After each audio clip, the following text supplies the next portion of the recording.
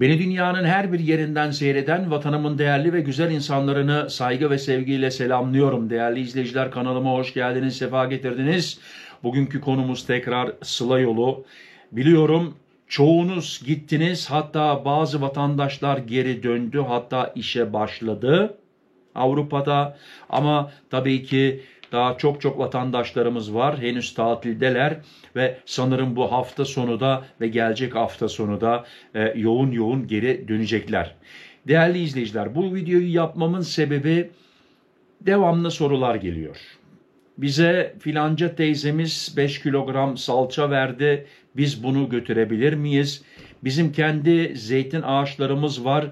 Bu nasıl olacak, bitecek? Zeytin götürebilir miyiz? Şunu götürebilir miyiz? Bunu götürebilir miyiz? Bakın değerli izleyiciler, tekrar size detaylı olarak bir video hazırladım. Ve burada detaylı olarak tekrar size dile getireceğim ve sizleri bu konuda tekrar aydınlatacağım. Lütfen gümrük kurallarına uyun. Şöyle söyleyebilirim. Türkiye'den çıkarken size hiçbir gümrük memuru sormaz yanınızda ne var diye. Ama Bulgaristan sınırına geldiğin zaman Bulgaristan'a geçmek için orada işte bu prosedür başlıyor. Bulgaristan girişte çıkışta, Sırbistan girişte çıkışta, artık Hırvat'tan gidersen aynı, Macar'dan gidersen aynı ve gümrük memurları artık gerçekten didik arıyor. Geçen de bir gurbetçimiz Hırvatistan gümrüğünde çok yüksek bir ceza ödedi 1 litre bahçe ilacı için. Neden? Bilmemezlikten. Şimdi tam aklıma gelmiyor ama 3.000 euronun üzerinde bir ceza ödedi 1 litre ilaç için. Hiç fazla lafı uzatmadan konuya giriş yapmak istiyorum. Türkiye'den Avrupa'ya dönen gurbetçilere gümrük uyarısı ceza yemeyin. Türkiye'den Avrupa'ya dönecek gurbetçiler için gümrükte ceza yememeleri adına para miktarı ve ürün limitlerini okurlarımız için tek tek hazırladık.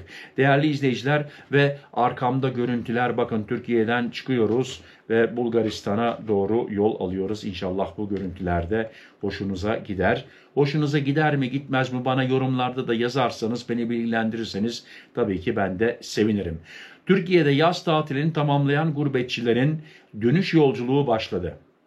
Ancak her yıl olduğu gibi bu yılda gümrük kapılarında bazı yolcular fazla ürün taşıdıkları gerekçesiyle ceza riskiyle karşı karşıya kalıyor. Avrupa Birliği ülkeleri Türkiye'den getirilecek ürünlerde net limitler uyguluyor. Bu sınırların aşılması durumunda ürünlere el konulabiliyor ve el koyuyorlar. Değerli izleyiciler, alıyorlar, elinizden alıyorlar. Vergiler tahsil ediliyor ve para cezası uygulanabiliyor ve uyguluyorlar.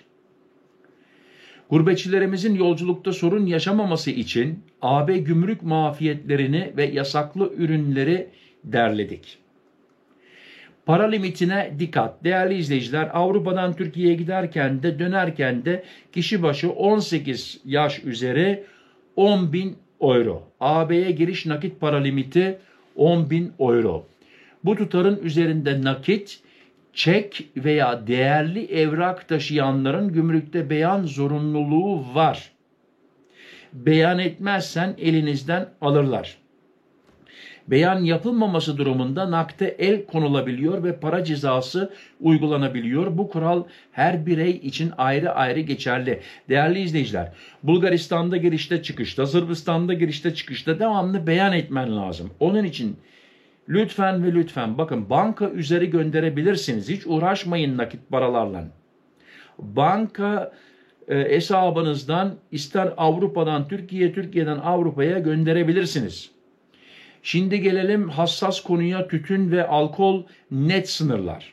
AB kurallarına göre Türkiye 3. ülke statüsünde, buna göre vergisiz getirebilecek tütün ve alkol miktarları şöyle ve burada da dile getiriyorum, bakın her ülkede biraz da değişiklik oluyor, buna dikkat. Bakın burada sigara 10 paket diyor ama Türkiye'den Bulgaristan'a girerken 2 paket.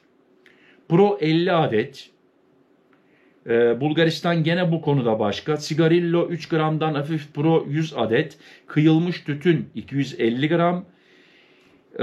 Rakı gibi yüksek alkollü 1 litre %22'den düşük. Yani bunlar ne oluyor? Şampanya falan değil de biraz yüksek alkollü %18, %20 bunlar 2 litre. Şarap 4 litre, bira 16 litre. Ama şimdiye kadar hiç duymadım Türkiye'den birisinin Avrupa'ya 16 litre bira getirdiğini. Ama belki bu yorumlarda gelir abi ben her seferinde getiriyorum diye. Gıda ürünlerinde yasaklar ve istisnalar.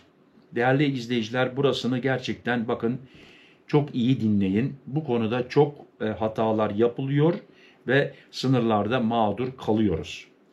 AB ülkelerine girişte et, süt ve bunlardan üretilen gıdalar genellikle yasak. Yani şimdi bana lütfen yorumlarda peynir götürebilirim diye sormayın. Çünkü peynir sütten yapılıyor. Yasak.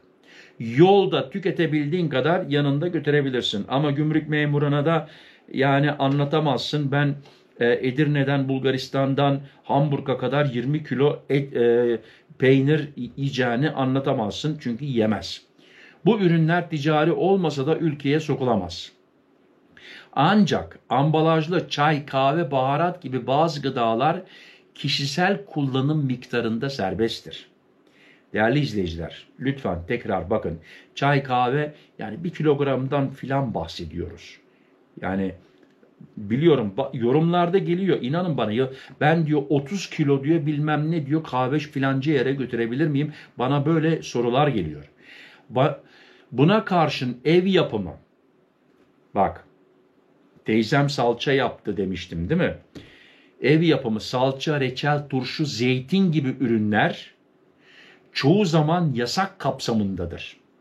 Elinizden alırlar. Yani güzelim salçayı verirsin, zeytinleri de verirsin, üstüne bir de ceza ödersin. Ve gümrükte el konulabilir.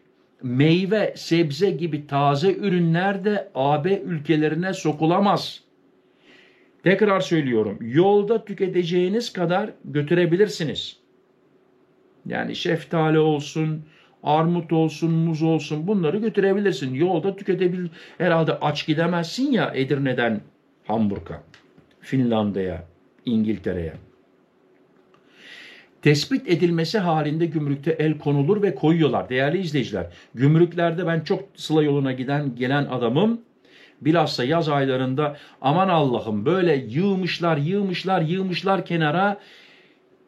Ne bileyim yani Türkiye'den Avrupa'ya ağaç getiren bile gurbetçilerimiz var.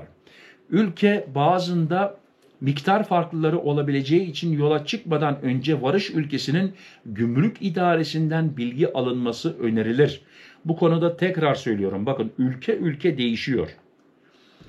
Eşya ve değerli takılar karayoluyla AB'ye girişte 300 euro, hava ve deniz yoluyla girişte 430 euro değerine kadar eşya vergiden muaf. 10 yaş altı çocuklar için limit 150 euro. Altın ve mücevher gibi değerli eşyalar kişisel kullanım miktarında olmalı. Yüksek değerde olanlar mutlaka gümrüğe beyan edilmeli. Etmezseniz elinizden alırlar. Şimdi soru geliyor. Peki diyor ben diyor Bulgaristan'da vergi mi vereceğim? Yok sen Almanya'ya gidiyorsan Almanya gümrüğü sorumlu. Vereceksin mi vermeyeceksin mi? Bunu da lütfen gümrük sitelerinden öğrenin değerli izleyiciler. Yola çıkmadan önce kontrol edin. AB ülkeleri kişisel kullanım sınırını aşan ürünleri ticari mal olarak değerlendiriyor. Limitleri aşan ürünler mutlaka beyan edilmeli ve vergisi ödenmeli. Aksi halde ürünlere el konulabilir ve para cezası uygulanabilir. Yola çıkmadan önce ürünlerin miktarını kontrol etmek, fiş ve faturaları yanınızda bulundurmak, gümrükte sorun yaşamanızı önler. Değerli izleyiciler bakın, yanınızda altın, mücevher gibi ürünler varsa, eşyalar varsa, takılar varsa muhakkak fiş ve fatura lazım. Bu haber Avrupa Birliği Genel Gümrük Mafiyetleri dikkate alınarak hazırlanmıştır. ülkeler arasında uygulama farklılıkları olabileceği için yola çıkmadan önce barış ülkesinin resmi gümrük web sitesinden güncel bilgileri kontrol etmeniz önemlidir. Değerli izleyiciler, bu video Ağustos ayında 2025 yılında hazırlanmıştır. Biliyorsunuz gümrük kuralları da devamlı değişiyor. Onun için dikkat.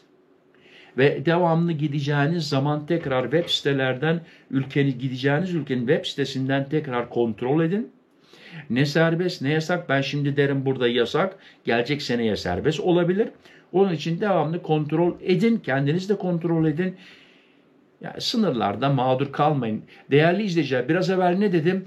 Sınırlarda yan tarafa yığın yığın böyle dağ gibi yığmışlar oraya.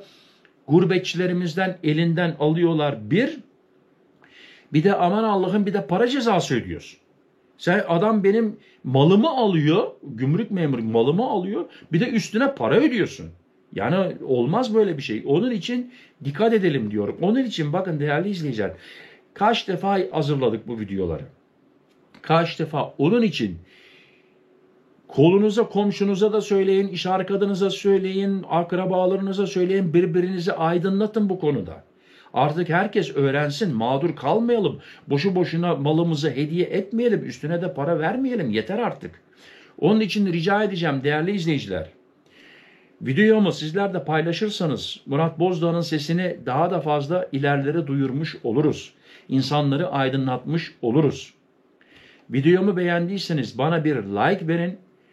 Bana destek olmak istiyorsanız abone olarak, ücretsiz abone olarak destek olabilirsiniz. Yeni gelen abonelere şimdiden hoş geldiniz diyorum, sefa getirdiniz diyorum ve en sonunda ne diyorum? Kendinize dikkat edin, sıhhatınıza dikkat edin.